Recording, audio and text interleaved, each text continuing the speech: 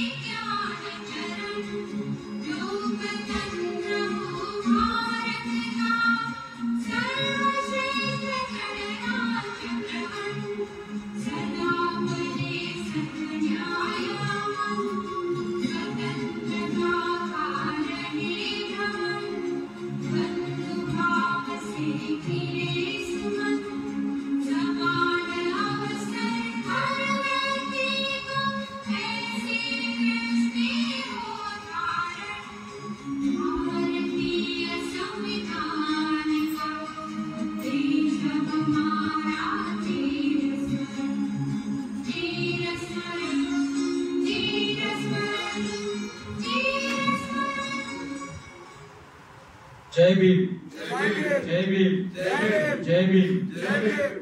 జాతీయ గీతం అయిపోయింది. దయచేసి అందరూ కూర్చోగలరు.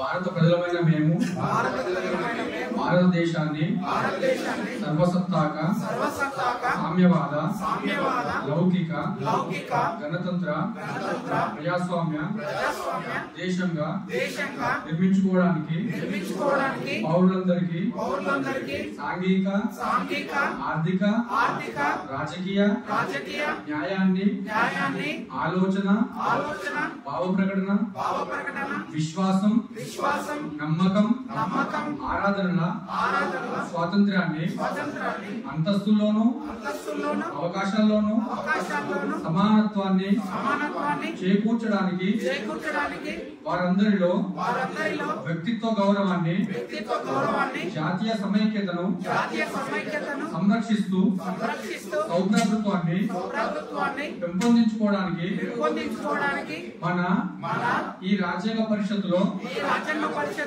1949 నవంబర్ 26 తేదీన ఎంపిక చేసుకొని శాసనంగా రూపొందించుకున్న ఈ రాజ్యాంగాన్ని మాకు మేము సమర్పించుకుంటున్నాం. జై భీమ్, జై భీమ్, జై భీమ్. కూర్చోగలరా? అంత రేషనలిస్టిక్ అంటే గుడ్డిగా బిలీవ్ చేయడము, నమ్మడము, నేను నమ్ముతున్నా మీరు నమ్మండి, సమాజం అంతా నమ్మాలి అనే ధోరణి కాకుండా స్వేచ్ఛ, సమానత్వం, సౌభ్రతత్వం ఇవి మూల సిద్ధాంతం అయితే అందులో రేషనలిజం అనేది మోస్ట్ ఇంపార్టెంట్. ఆర్టికల్ 51 AX లో ఏం చెప్తుంది? ప్రతి భారత ఫండమెంటల్ డ్యూటీస్ లో ప్రతి భారతీయుడు సైంటిఫిక్ అప్రోచ్మెంట్ ని కలిగి ఉండి శాస్త్రీయ దృక్పథంతో మానవత్వంతో ఉండుకుంటూ వాటిని మిగతా పౌరులందరిలో పెంపొందించడం ప్రతి ఒక్క భారతీయుడు బాధ్యత, ఫండమెంటల్ డ్యూటీ. అంటే విషయం ఏంటి? మూఢనమ్మకాలకి, అంధవిశ్వాసాలకి, చెప్పుడు మాటలకి మనకి ఎటువంటి అది లేదు అందులో రాజ్యాంగంలో. అది నిజమా కాదా, సత్యమా అసత్యమా, దానివల్ల ఇతరులకి మనకి మంచి జరుగుతున్నా ఈ కోణంలో at the same time Buddhist ideology కూడా అన్నా అదే విషయం. వాస్తవానికి మనం ఏదో మతాన్ని అనుసరిస్తున్నాము, ఏదో మత సాంప్రదాయాలు పోతున్నామని కాదు. బుద్ధిస్ట్ ఐడియాలజీ అంటే స్వేచ్ఛ, సమానత్వం, సౌభ్రతం మన దేశ నిజమైన కల్చర్. మన దేశ నిజమైన చరిత్ర, మన అస్తిత్వం, మన పండుగలు, మన మహోత్సవాలు, మన కట్టు, కల్చర్, కొట్టు, ప్రతి ఒక్కటి మన సాంప్రదాయం ఉందో అన్ని కూడా కల్చర్ కిందకి వస్తాయి. ఆ కల్చర్ అందరూ సైంటిఫిక్ రేషనలిజం తో కూడినది, హేతుబద్ధమైనది, తార్కికంగా ఆలోచించి స్వీకరించేది ఇవన్నీ లక్షణాలు ఉంటాయి. సో ఆ జ్ఞానం అనే ఒక బంధంతోనే మనం ఈరోజు కలిసినాము అశోక విజయదశమి మహోత్సవంగా. సో జ్ఞాన బంధువులారా, ఇప్పుడు మనం కంటిన్యూగా ఎప్పుడు ప్రోగ్రామ్ చేసినా బుద్ధవందనం ఉంటుంది, జాతీయత ఉంటుంది, ప్రియంబలు ఉంటుంది. ప్రియంబలు మొత్తం ప్రోగ్రామ్ లో 3 సార్లు పఠిస్తాం మనము. ఒకసారి తెలుగులో, ఒకసారి హిందీలో, ఒకసారి ఇంగ్లీష్ లో 3 సార్లు ప్రియంబలు పఠిస్తాము. అట్లాగే ఇక్కడ వచ్చిన భక్తులు, ప్రొఫెసర్లు, పెద్దవాళ్ళు అందరికీ ధన్యవాదాలు. ఇంకొకటి చిన్న విషయం, మీరు అన్నిగా భావించకండి. రొటీన్ అన్ని ప్రోగ్రామ్ లో స్టేజ్ మీద చైర్లు వేస్తారు, స్పీకర్స్ అతిథులను కూర్చోబెట్టి సన్మానము మాట్లాడించడం చేస్తూ ఉంటారు. మేము గత 10 సంవత్సరాల నుంచి బుద్ధిస్ట్ ఐడియల్స్ కోసం చేస్తున్నాము. మేము మా టౌన్ లో, మా ఏరియాలో చిన్న ప్రోగ్రామ్ చేసుకుంటూ మొదలు స్టార్ట్ చేసినాము. ఎప్పుడు కూడా మేము ఇంతవరకు ప్రత్యేకించి స్టేజ్ మీద అతిథులు పిలవడము, ఇంకా లీడర్స్ పిలవడము, లోకల్ ఎమ్మెల్యే సంథింగ్ ఎవరైనా సరే ఎవరినైనా పిలిచి ఆ గుణం మాకు ఎప్పుడు చేయలేదు, ఆ అడుగు రాలేదు. ఎందుకంటే వాస్తవం చెప్పాలంటే డెమోక్రటిక్ దేశం, ప్రజాస్వామ్య దేశంలో లీడర్ అనే వాళ్ళు ఉండరు. ప్రజాస్వామ్య దేశంలో లీడర్ అంటూ ఉండరు, అందరు ప్రజా ప్రతినిధులే. ఇప్పుడు 5 సంవత్సరాలు మనలో నుంచి ఒక వ్యక్తి ఎమ్మెల్యే సంథింగ్ పొజిషన్ పోతారు, ప్రజల నుంచి మనం చేయవచ్చు. అయిపోయినాక మళ్ళీ మా ప్రజలుగా వస్తారు, ప్రజలుగా ఉంటాడు. రాజరికం కాదు. రాజరికం అయితే రాజులు, రాజుకొడుకులు, రాజుకొడుతుడు, రాజకుమారుడు అవుతాడు. ఇది అట్లా కాదు కదా. ప్రజల నుంచి ప్రజల కొరకు, ప్రజల కోసమే కాబట్టి ప్రజాస్వామ్యం. ఇక్కడ లీడర్ ఉండరు, ప్రజలే లీడరు. అవకాశం వచ్చింది 5 సంవత్సరాలు, 10 సంవత్సరాలు తర్వాత మళ్ళీ ప్రజలే కదా, ప్రజల నుంచి ఎవరు. కాబట్టి లీడర్ లేని సమాజాన్ని నిర్మించడం కోసమే బాబాసాహెబ్ జీవితం మొత్తం కృషి చేసిండు. రాజ్యాంగంలో దానికోసమే కదా. రాజ్యాంగం చెప్తుంది ప్రతి ఒక్కరు ఇక్కడ సమానమే.